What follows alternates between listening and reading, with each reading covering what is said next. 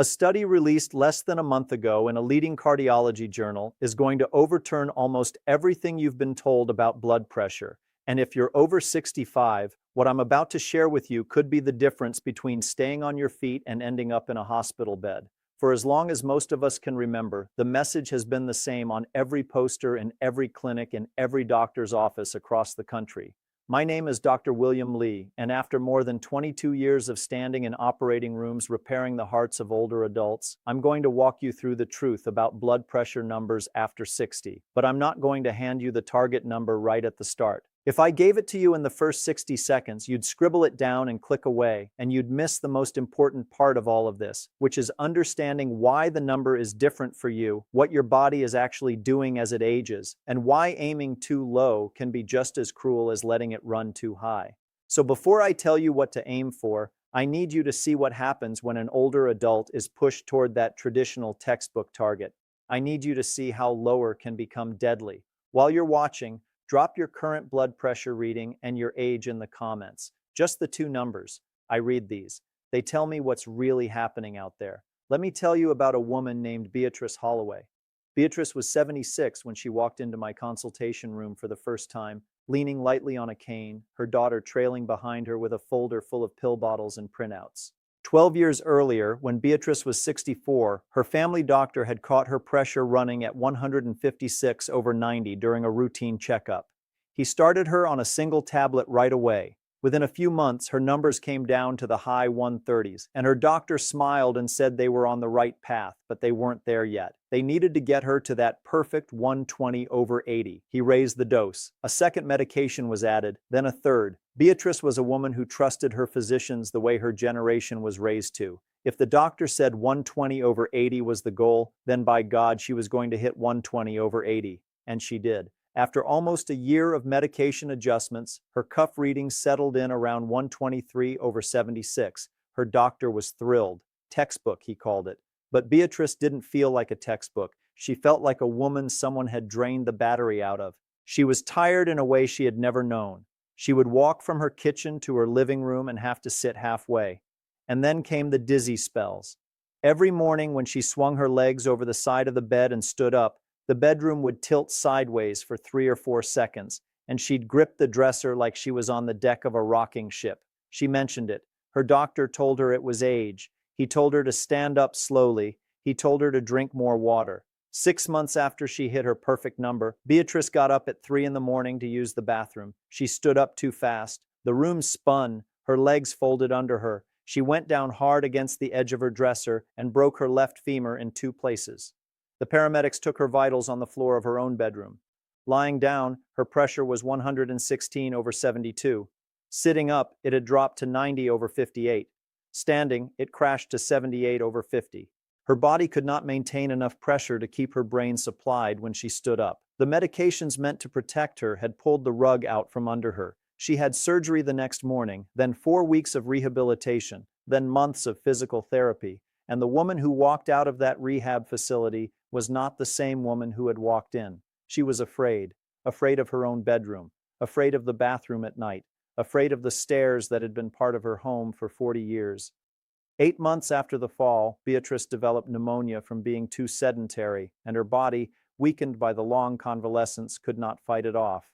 She died in a hospital bed 2 days before her 78th birthday. Her daughter sat across from me weeks later with red eyes and said something I will never forget. She said her mother was healthy and laughing and gardening before they got her to that perfect number. That's the question I want you to sit with. How can a perfect blood pressure kill someone? And the answer is that 120/80 is not perfect for everyone, and it is especially not perfect for an aging body. If you ever feel the room shift when you stand up, type the word steady in the comments. I want to see how widespread this is because I promise you it is far more common than the medical community has been willing to admit.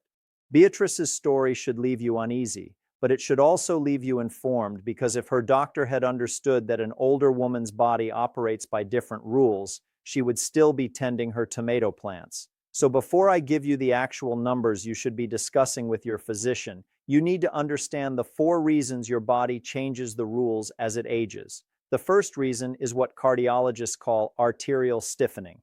Picture a brand new garden hose, soft and flexible, easily absorbing the surge of water when you turn the tap. Now picture a hose that's been left out in the sun for 10 summers, hardened and rigid. That's what happens to your arteries over time. They lose their give. And when your heart pumps blood into those stiffer vessels, they can no longer cushion the pressure wave the way they used to. To push enough blood up to your brain through those rigid pipes, your body actually needs slightly higher pressure than a younger person would. Force 120/80 onto a 75-year-old vascular system, and you may be starving the very organ you're trying to protect. The second reason involves tiny pressure sensors embedded in the walls of your large arteries called baroreceptors. Think of them as the thermostats of your circulation. In a 30-year-old, they react instantly. The moment that person stands up, those sensors detect the gravitational pressure drop and fire off lightning-fast signals, telling the heart to beat harder and the vessels to tighten. In an older adult, those same sensors have grown sluggish, like a thermostat with a worn-out spring. They still work, but they take longer to respond, and during that delay, your brain pays the price. The third reason has to do with how your body processes medication. The kidneys and liver of an 80-year-old are not the kidneys and liver of a 40-year-old. They filter and break down drugs more slowly, which means a single tablet can linger in the bloodstream longer and hit harder than it would in a younger patient. A dose perfectly calibrated for a middle-aged adult can become an overdose in an older one, silently dropping their pressure too far without anyone realizing why they suddenly feel so dim and drained. The fourth reason is about what doctors call the risk arithmetic. In a 45-year-old, the math is simple. Lower their pressure now, prevent damage 30 years from now. But in a 78-year-old, the equation flips.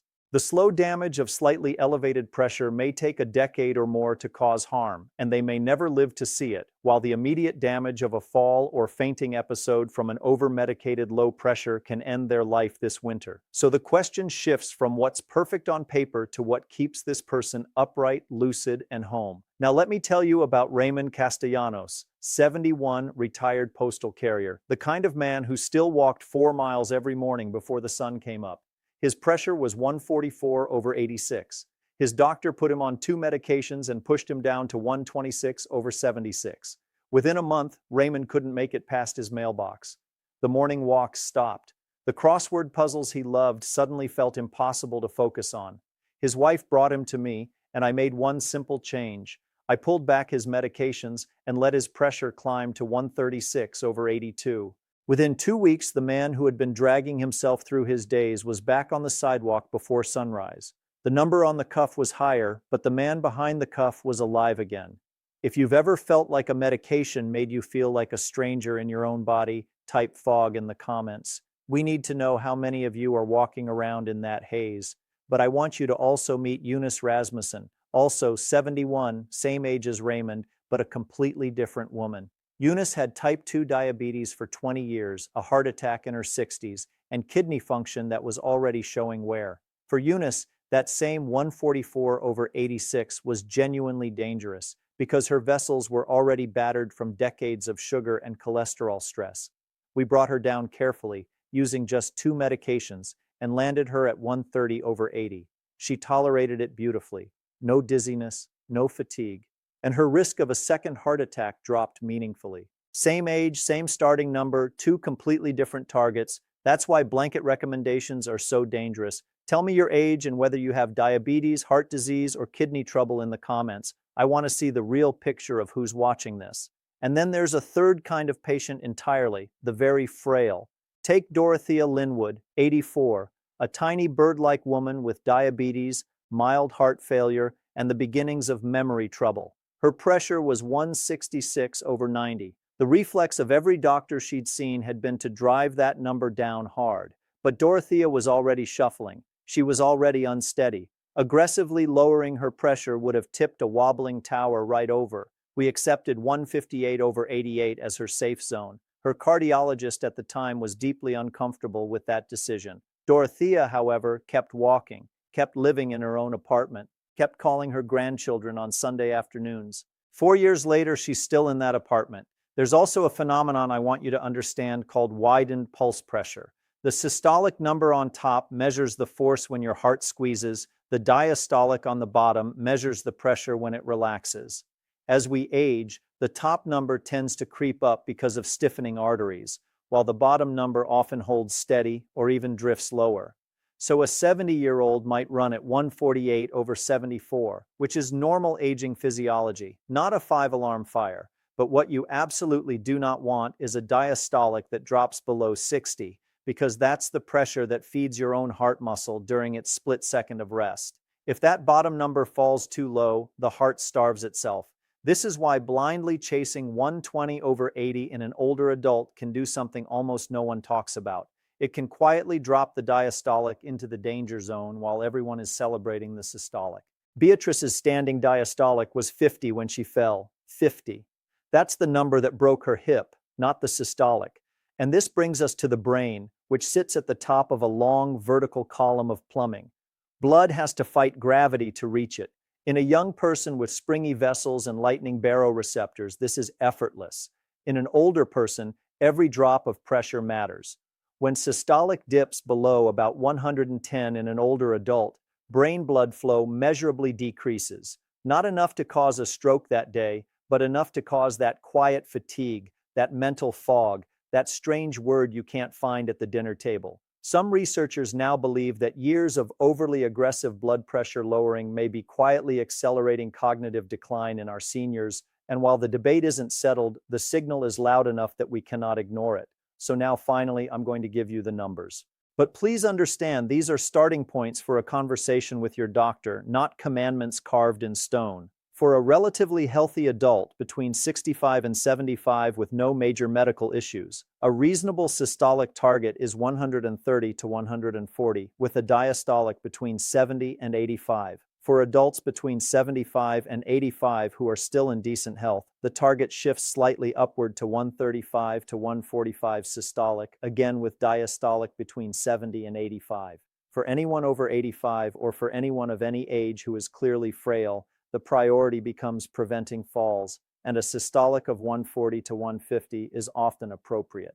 For older adults with diabetes, prior stroke, or established heart disease, the target tightens slightly to around 130 to 135 systolic, but only if the patient tolerates it without dizziness or weakness.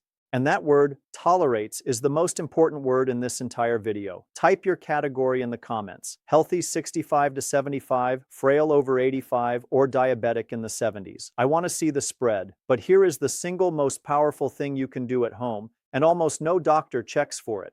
It's a test for what we call orthostatic hypotension, and you can do it yourself with any home blood pressure cuff. Lie down flat for 5 full minutes. Take your reading, write it down, then stand up and immediately within 1 minute, take your reading again standing. If your top number drops by more than 20 points or your bottom number drops by more than 10, you have orthostatic hypotension. That's a flashing red light. It means that even if your overall pressure looks acceptable, your medications are too aggressive for your body, and you are at high risk of exactly the kind of fall that took Beatrice. Bring those numbers to your doctor. Lay them on the desk. Ask the question directly. Could my medications be too strong for me? A man named Curtis Whitfield, 73, came to me complaining of dizziness despite a pressure of 130/78. His original doctor had dismissed it. We did the lying to standing test in my office. His standing pressure was 100/60, a 30-point drop. We pulled back one medication. His lying pressure rose to 138/82, but his standing pressure stabilized at 122/74, and the dizziness vanished. He went back to coaching his grandson's Little League team that spring. If your doctor insists rigidly on 120/80, regardless of how you feel, you are allowed to seek a second opinion. You are allowed to ask for the research. You are allowed to say, no, this number is hurting me. The body of evidence supporting individualized targets in older adults is now too large to ignore, and any physician keeping current with cardiology literature should be willing to have this conversation with you. Type advocate in the comments if you're ready to walk into your next appointment with your home log, your standing test results, and a real plan. I want to see how many of you are taking your power back. Beatrice's daughter said something else to me before she left my office that day. She said she didn't want her mother's death to be silent. She wanted other families to be spared what hers had endured. That's why I make these videos. That's why I'm sitting here pouring 22 years of cardiac surgery experience into your screen. Because guidelines drift slowly, research filters through the system at a glacial pace, and in the meantime, good people fall and break and disappear. If anything in this video clicked for you, if you finally understood why you've been feeling weak, foggy, or unsteady, share it with someone you love who's over 65. Send it to your mother, send it to your father, send it to the friend who keeps complaining of dizziness, but won't bring it up at her next checkup. Subscribe so you don't miss the next breakthrough study, because there's always another one coming, and I'll be here translating it for you. Drop one of 3 words below before you go. Type low if you suspect your pressure is too low for your age. Type balanced if you feel like you're finally in the right zone. Or type talking if you're going to bring this conversation to your doctor this week. Whatever you choose, choose action. Your independence, your mobility, your tomorrow morning, all of it depends on getting this number right for the body you actually live in, not the body in a textbook. I'll see you in the next one, where we keep taking back control of your heart, one honest conversation at a time.